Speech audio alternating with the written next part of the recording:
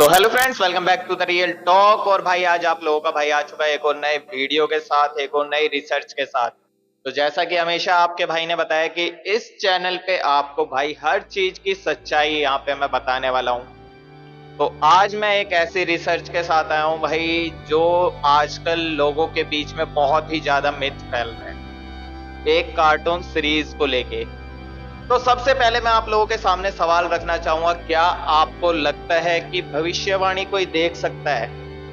क्या एक कार्टून आने वाले कल की भविष्यवाणी कर सकता है? जी हाँ, हम बात कर रहे हैं द सिम्पसन्स की, उस कार्टून के बारे में जिसमें भाई लोगों का मिथ फैला हुआ है कि आने वाले कल की वो भविष्यवाणी करता है।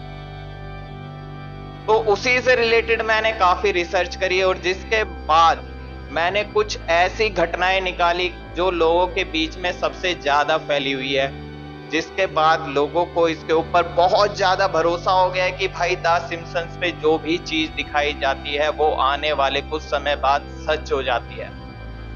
तो आज मैं सबसे पहले उन्हीं घटनाओं के बारे में बात करता हूं, उसके बाद हम बाकी चीजों के बारे में बात करेंगे। और आप अपनी राय जरूर रखिएगा कि इन सब चीजों को देखने के बाद आपको क्या लगता है। तो मैं बात करूंगा सबसे पहली जो भविष्यवाणी जो भाई लोगों के बीच में वायरल हुआ था कि इस एपिसोड में ये चीज दिखाई गई और कुछ सालों बाद वो चीज सच हो गई। जी, मैं बात कर रहा हूं द सिम्पसन्स के एक अमेरिकन एपिसोड के बारे में, जिसकी शुरुआत हुई थी 1989 में। 1989 से ये जो कार्टून की जो सीरीज है ये चालू हुई थी।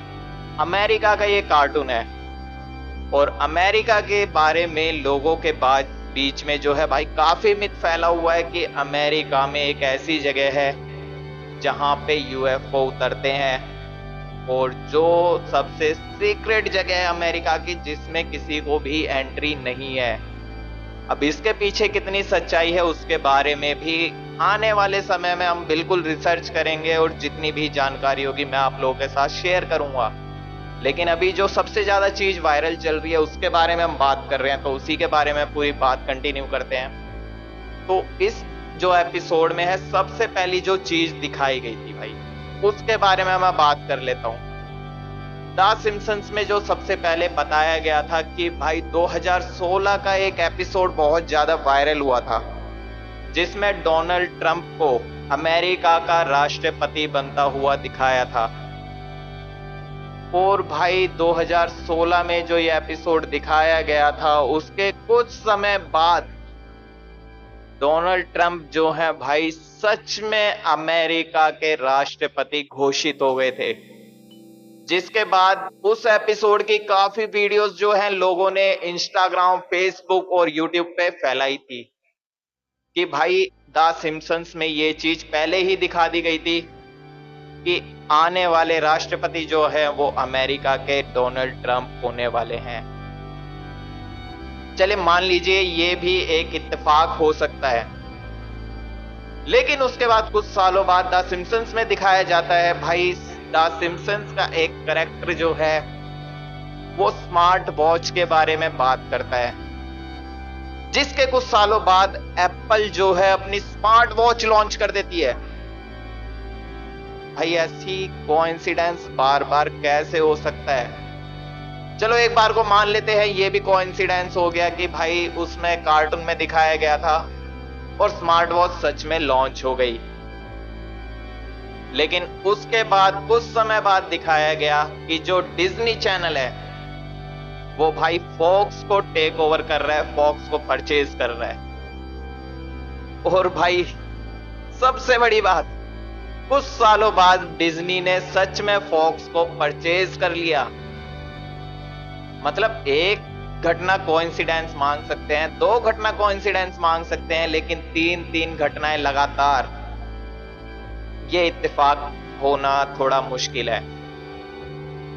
इसके बाद भी काफी एपिसोड जो आए हैं द सिम्पसन्स से मिले हुए, जैसे कि जो कोरोना वायरस फैला था द सिम्पसन्स में काफी टाइम पहले ही कोरोना वायरस के बारे में बता दिया गया था कि पूरे एशिया में एक जानलेवा वायरस फैल जाता है जिसकी वजह से लोगों की अनगिनत मौतें होती हैं। और वही चीज 2020 में सच में बदल जाती है। एक कोरोना वायरस फैलता है जिसमें भाई अनगिनत लोगों की मौत हुई। मौतों का आंकड़ा तक भाई एग्जैक्ट गिनना मुश्किल हो गया था उस समय में।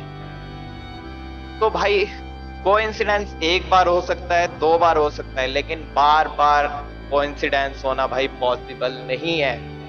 इसके बाद मैंने रिसर्च करी और उसमें पता चला कि कुछ रिसर्चर्स जो हैं इसके बारे में पहले से रिसर्च कर चुके हैं। उसमें रिसर्चर्स का मानना है कि भाई जो इसका क्रिएटर है वो पॉलिटिक्स में बहुत ज्यादा जुड़ा हुआ है, साइंस के बारे में वो बहुत ज्यादा नॉलेज रखता है, जिसकी वजह से वो भाई इस तरह के एपिसोड क्रिएट कर रहा है।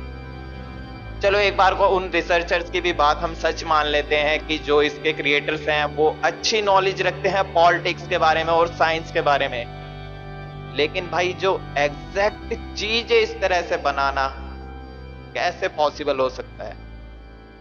कोइंसिडेंस एक अलग चीज होती है, लेकिन एग्जैक्ट हूबहू वही सीन दिखा देना जो चीजें सच में हो रही हैं।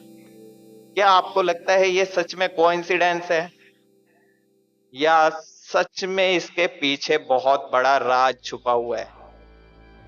इसके बारे में जानने के लिए आपको नेक्स्ट एपिसोड भी जरूर देखना होगा, क्योंकि अभी तक जो मैंने इस चीज के बारे में रिसर्च करी कि जो इतने ज्यादा मिथ्स फैल रहे हैं, उसमें जितना भी पता चला मैंने आपके साथ इस वीडियो में शेयर कर दिया है। और सबसे बड़ी बात जो मैं आपको बताना भूल गया भाई, जैसा कि आपने देखा होगा अहमदाबाद में जो ये सीन हुआ है, जो प्लेन क्रैश हुआ है जिसमें 250 से ज्यादा लोग मारे गए हैं, इसमें भी एक जो भाई क्लिप है वो बहुत ज्यादा वायरल हो रही है, जिसमें बताया जा रहा है कि सुबह सुबह एक न्यूज़पेपर में सेम वही चीज फ्रंट पेज पे प्रिंट होके आई थी कि इंडिया एयरलाइंस का प्लेन जो है बिल्डिंग में घुसा हुआ दिखाया गया था।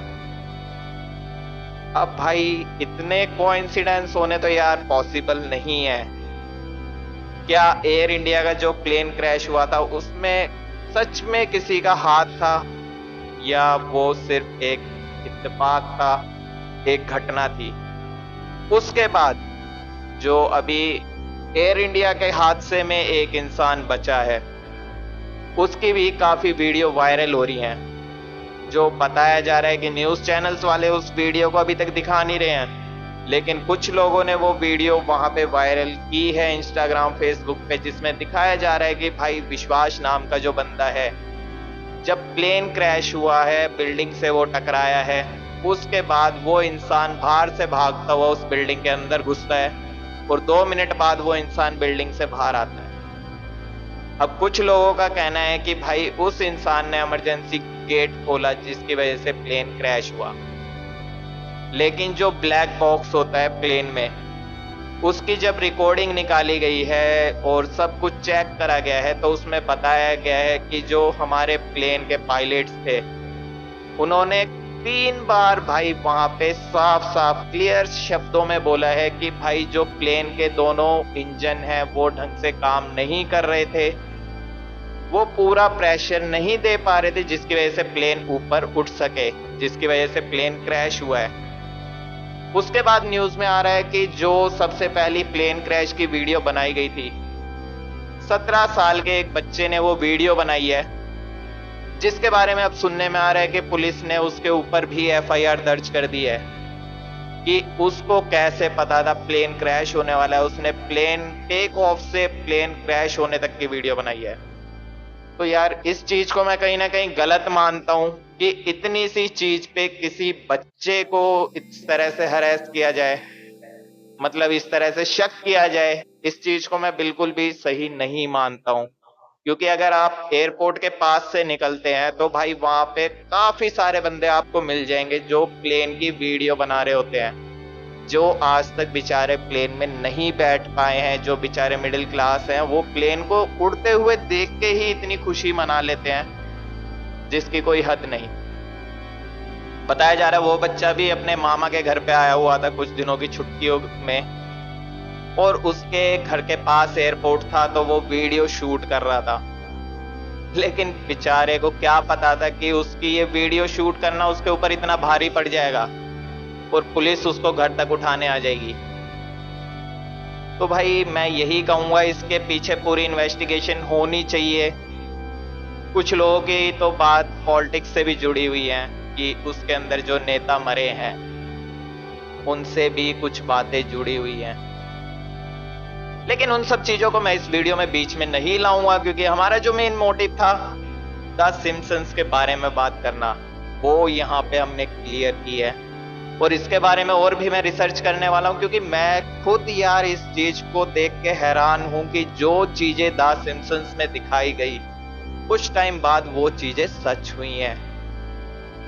और जो रिसर्चर्स की रिसर्च का नतीजा निकला है मैं उससे सहमत नहीं हूं, क्योंकि चाहे कोई इंसान कितनी भी नॉलेज रखता हो पॉलिटिक्स के बारे में, साइंस के बारे में, लेकिन इतनी एग्जैक्ट चीजें दिखाना भाई किसी के लिए भी पॉसिबल नहीं है।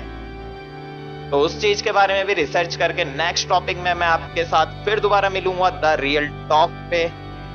तब तक के लिए बाय, जय श्री श्याम।